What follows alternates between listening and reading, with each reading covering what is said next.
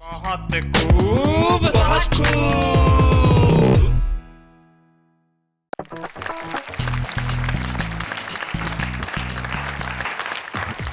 मैं हूं आपका दोस्त शैलेश लोढ़ा और चलिए मिलके एक बार कहते हैं बहुत खूब।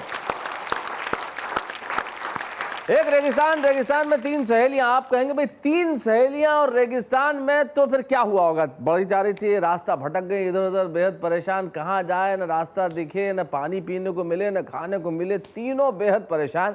और इतने में एक का पांव बोतल से टकराया और एक जिन्न निकला। अब आप कहेंगे तीन महिलाएं देख के तो जिन्न बेहोश हो गया होगा। नहीं, उसने अपने होश नहीं खोए। उसने कहा कि आप मुझसे एक एक वरदान मांगिए। क्या वरदान मांगती है? तो पहली जो महिला थी उसने कहा मैं बहुत परेशान हो गई, मुझे मेरे घर भेज दो। घर भेज दिया। दूसरी ने कहा मुझे भी घर भेज दो, उसे भी भेज दिया। तीसरी से पूछा तुम्हें क्या चाहिए? बोले मेरा मेरे सहेलियों के बिना दिल नहीं लग रहा, वापस बुला लो। महिलाओं को जीवन में कोई नहीं समझ पाया, लेकिन महिलाओं को समझने की गलती भी नहीं करनी चाहिए, क्योंकि उनको जितना समझने की कोशिश करेंगे आप अपनी समझ खो बैठेंगे। अपनी समझ अभी काबू में रखिए, क्योंकि आपको यहाँ बहुत कुछ समझना है। और समझना यह है कि हम जो शायरी सुनाएंगे उसमें समझने वाली बहुत सारी चीजें होंगी। और अगर ना भी समझे तो एक बार कहिए कि आपको समझ में आ गया, और अगर समझ में आ जाए तो फिर कहना ही क्या, हम और आप मिलकर समझेंगे बहुत खूब में। तो आइए समझते हैं आज के इस एपिसोड में सबसे पहले कि हमारी समझ से कौन कौन आ रहा है। देखिए तो मेरी समझ में आज सबसे पहले आ रही हैं, हमारे साथ हैं क्षिप्रा वर्मा। आपका साथ देने के लिए आ रही हैं अमरावती महाराष्ट्र की ममता मेहता। ममता जी, आप दोनों का साथ देने के लिए, और मैं कहूंगा कि एक ऐसी शायरा आपके साथ है, आप बिल्कुल इस क्षेत्र में बहुत ज़्यादा पुरानी नहीं है, लेकिन पिछले कई वर्षों से जो इस क्षेत्र में अपनी शायरी की वजह से सारी दुनिया में जानी जाती हैं, हम उन्हें बुला रहे हैं। उनसे आपको मार्गदर्शन भी मिलेगा और आपका साथ भी वो देंगी। अंजुम रहबर।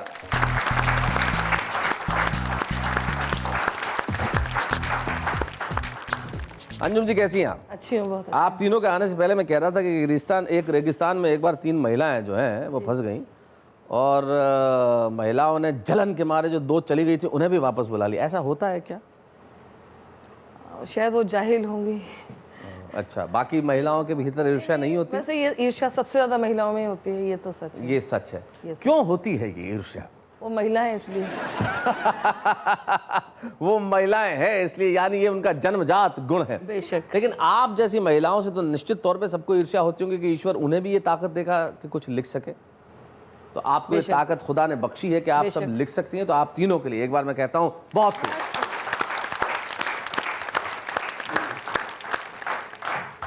तो चलिए हम महफिल की शुरुआत करते हैं। महफिल की शुरुआत में मैं बुलाना चाहता हूं, चूंकि हम महिलाओं की बात कर रहे हैं तो महिलाओं के विषयों पे क्यों ना कविता हो। तो मैं चाहता हूं कि ममता मेहता है, सारे देश में चुनावी माहौल है, चुनाव में जोर शोर से नारा उछलता है, हर बार उछलता है। संसद में विधेयक अभी तक पास नहीं हुआ है कि महिलाओं को आरक्षण दिया जाना चाहिए। तो अगर ऐसी स्थिति आ गई तो क्या होगा, सुनते हैं ममता मेहता।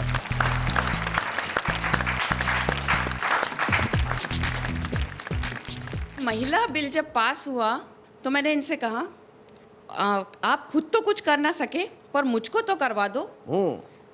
अगले चुनाव में खुद को न सही मुझको ही टिकट दिलवा दो। आरक्षण के दम पर अब मैं भी चुनाव लड़ूंगी। सत्ता के गलियारों से अब मैं भी पहचान करूंगी। अच्छा।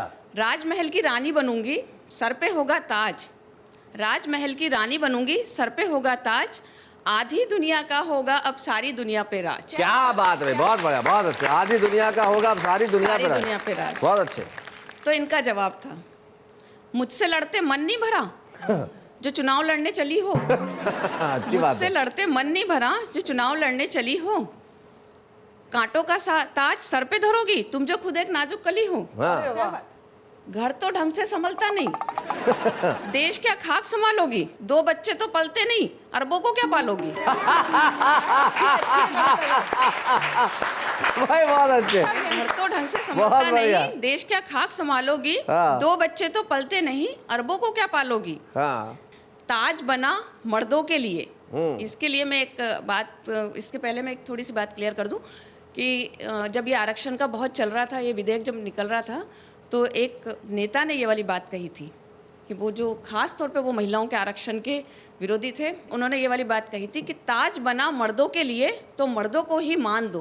ताज बना मर्दों के लिए तो मर्दों को ही मान दो। सियासत महिलाओं का काम नहीं, इस बात पर भी ध्यान दो। अच्छा, सियासत महिलाओं का काम नहीं, इस बात पर भी ध्यान दो।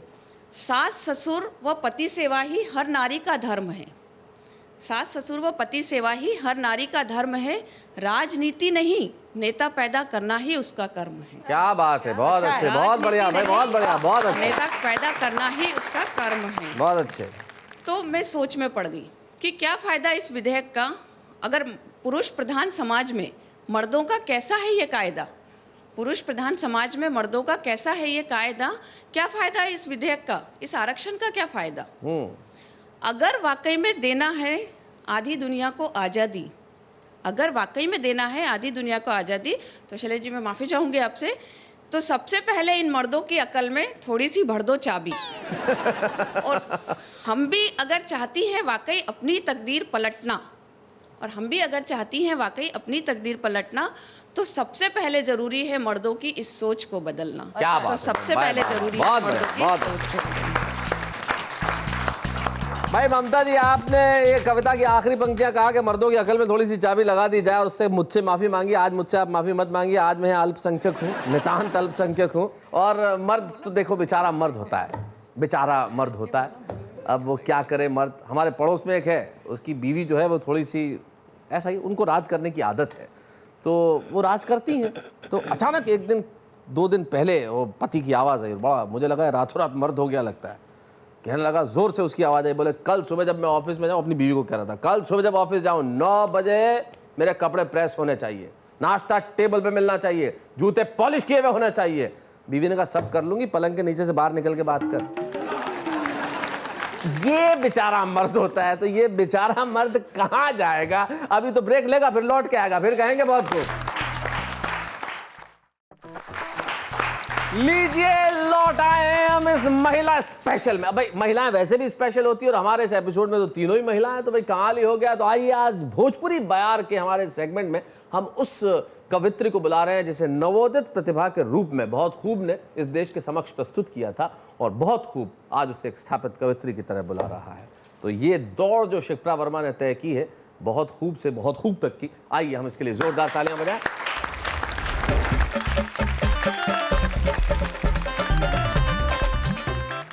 जा चल जा पवन बसंतिया, जा चल जा पवन बसंतिया, जहाँ गइल हमार विदेशिया, खबरी जाके चहुपाई, खबरी जाके चहुपाई, बड़ा रोवत है ओकर माई, आँख के मोतिया तंग करेला, लौकत नहीं कछु ओकरा,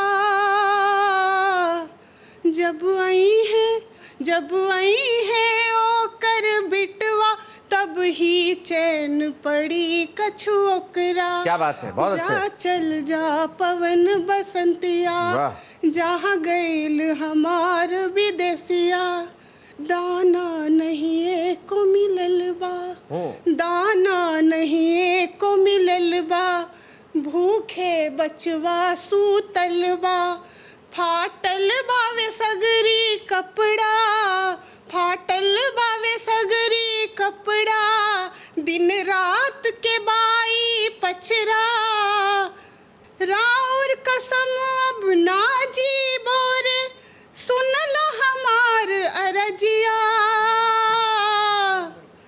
जे तू ना आइले पियवा, जे तू ना आइले पियवा, ताहर मर गईली सोनमतिया, जा चल जा पवन बसंतिया, जहाँ गइल हमार विदेशिया। क्या बात है, बहुत बढ़िया। तो भाई एक पत्नी का पति जो चला गया है उसके लिए कहती है कि भाई पवन बसंतिया वहाँ चली जा जहाँ पे मेरे सजन विदेश चले गए हैं। लेकिन जो माँ की बात आपने कही कि माँ की आंखों में मोतिया है और माँ राह देखती है, और मोतिया किसी और इलाज से ठीक नहीं होगा, आंखों की ज्योति तभी ठीक होगी जब वो अपने बेटे को देखेगी। ये जो भाव है ये अद्भुत है। लेकिन आपकी आंखें हमेशा स्वस्थ रहेंगी क्योंकि आप देखते हैं बहुत खूब। कुछ देर इंतजार कीजिए, फिर हम आते हैं और देखते हैं बहुत खूब।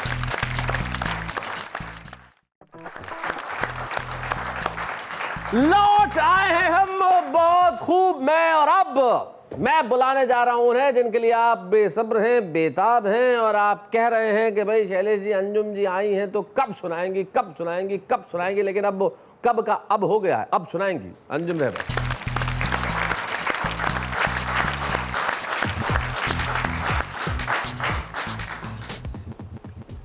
सबसे पहले 4 मिसरे जी सुनाने की कोशिश करती हूँ। दिल की किस्मत बदल न पाएगा, बंधनों से निकल न पाएगा। क्या बात है। तुझको दुनिया के साथ चलना है, तू मेरे साथ चलना पाएगा। है। क्या बात है भाई, बहुत अच्छे। एक मतलब 2-3 शेर। हम तो गमों के साए साए बैठे हैं, हम तो गमों के साए साए बैठे हैं, वो खुशियों के फूल खिलाए बैठे हैं, वो खुशियों के फूल खिलाए बैठे हैं। गजल सुनना जी उस्ताद। वो आंखों का तारा जाने कब आए, वो आंखों का तारा जाने वो कब आए, आंखों का तारा जाने कब आए, हम माथे पर चांद सजाए बैठे हैं, हम माथे पर चांद सजाए बैठे हैं। मेरी जानिब देखने वाले ध्यान रहे, मेरी जान को देखने वाले ध्यान रहे, मेरी जानिब देखने वाले ध्यान रहे। महफिल में कुछ लोग पराए बैठे हैं, महफिल में मेरी जानिब देखने वाले ध्यान रहे। वाह वाह वाह। मेरी जानिब देखने वाले ध्यान रहे, महफिल में कुछ लोग पराए बैठे, महफिल में कुछ लोग पराए बैठे हैं। हिंदुस्तानी औरत, कुछ भी हो जाए, मर्द कुछ भी सोच ले, लेकिन हिंदुस्तानी औरत हिंदुस्तानी है, हमारे संस्कार हैं। अर्ज करती हूँ जी। आएगा वो और आंसू पहुँचेगा अंजुम, आएगा वो आंसू पहुंचेगा, कॉन्फिडेंस। आएगा वो और आंसू पहुँचेगा अंजुम, हम तारों से शर्त लगाए बैठे हैं। क्या बात है। हम तारों से शर्त लगाए बैठे हैं, वो खुशियों के फूल खिलाए बैठे हैं। इसके बाद मैं चाहती हूँ कि एक नज्म या गीत, नज्मनुमा गीत जी मैं सुनाती हूँ, लेकिन बहुत अच्छा ये एक मतलब 2 शेर मुझे अच्छे लग रहे हैं, सुन लीजिए बस। क्यों पता नहीं मुझे क्यों दिल करता है कि मैं सुनाऊं। घर के सब लोग घर में रहेंगे, हमारी जिंदगी, घर के सब लोग घर में रहेंगे, घर के सब लोग घर में रहेंगे, हम अकेले सफर में रहेंगे, हम अकेले सफर में रहेंगे। शैलेश भैया ये शेर सुनाना है। दिल से कैसे गमों को निकालें, दिल से कैसे गमों को निकालें, जिनका घर है वो घर में रहेंगे, क्या बात है। वाह वाह वाह, बहुत बढ़िया। जिनका घर है वो घर में रहेंगे। अब मैं सीधे सीधे वो नज्म है, इसको नज्म कह लें या गीत कह लें। 14-15 साल की लड़की है, इश्क की इब्तिदा है जी, कुछ समझ नहीं पा रही है, उसमें क्या क्या तब्दीलियाँ आती हैं, मैंने बयान करने की कोशिश की है। एक सांवली सी लड़की, एक बावली सी लड़की, एक सांवली सी लड़की, एक बावली सी लड़की, कच्ची है उम्र जिसकी, कुछ दिन से जाने किसकी, कच्ची है उम्र जिसकी, कुछ दिन से जाने किसकी, चाहत में खो गई है एक सांवली सी लड़की, एक बावली सी लड़की। अब मैं बंद सुनाती हूँ, एक तस्वीर बनाई है, महसूस कीजिएगा। क्या जाने ख्वाब किसका आंखों में है संभाले, क्या जाने ख्वाब किसका आंखों में है संभाले। कुछ सोचती है शब भर मुंह पर लिहाफ डाले, कुछ सोचती है शब भर मुंह पर लिहाफ डाले। घर वाले सोचते हैं जल्दी से सो गई है। भाई क्या बात है, बावली सी लड़की, दीवानी हो गई है। एक बावली सी लड़की, क्या बात है। और ऐसा होता है, वो उम्र मेरी भी रही होगी जी। अब देखिएगा, सुध बुध है उसको खुद की, सुध बुध नहीं है घर की। क्या बात है, सुध बुध है उसको खुद की, सुध बुध नहीं है घर की, सुध बुध नहीं है घर की। हर दिन बदल रही है कुर्ती नए कलर की, हर दिन बदल रही है कुर्ती नए कलर की। बेरंग ओढ़नी भी रंगीन हो गई है। एक सांवली सी लड़की, एक बावली सी लड़की। और ये बंद भी सुनाती हूँ, जहाँ मेरी बेटियां मेरी बहनें सुन रही हैं, उनकी माएँ भी सुन रही हैं, तो महसूस करें। उन्होंने भी किया होगा महसूस। खिड़की से झांकती है माँ से नजर बचाकर, खिड़की से झांकती है माँ से नजर बचाकर। बेचैन हो रही है क्यों घर की छत पे जाकर, बेचैन हो रही है क्यों घर की छत पे जाकर। क्या ढूंढती है जाने क्या चीज खो गई है। एक सांवली सी लड़की, एक बावली सी लड़की। और देखिएगा आखिर बंद और सुना देती हूँ। ननिहाल पक्ष को लड़कियां बहुत प्यार करती हैं जी। नानी से अब कहानी सुनती कभी नहीं है। तब्दीलियां। नानी से अब कहानी सुनती कभी नहीं है, गुड़ियों से तितलियों से अब तो सुती नहीं है। क्या बात है। गुड़ियों से तितलियों से अब तो सुती नहीं है। नाजुक कली भी अंजुम गुलनार हो गई है। क्या बात है। एक सांवली सी लड़की, भाई वाह वाह वाह, एक बावली। भाई क्या बात है। ममता मेहता, क्षिप्रा वर्मा और अंजुम रहबर, आप तीनों महिलाओं के लिए मैं पुरुष जाति का, पुरुष समाज का प्रतिनिधित्व करते हुए, मेरे पास आप तीनों के लिए कोई लफ्ज नहीं है। कुडोस जिससे कहा जाता है, मेरे पास और कोई शब्द नहीं है। मैं आप सबको सिर्फ सर झुका के सलाम कर सकता हूँ। और ममता जी, मैं आपके बात का विरोध करता हूँ।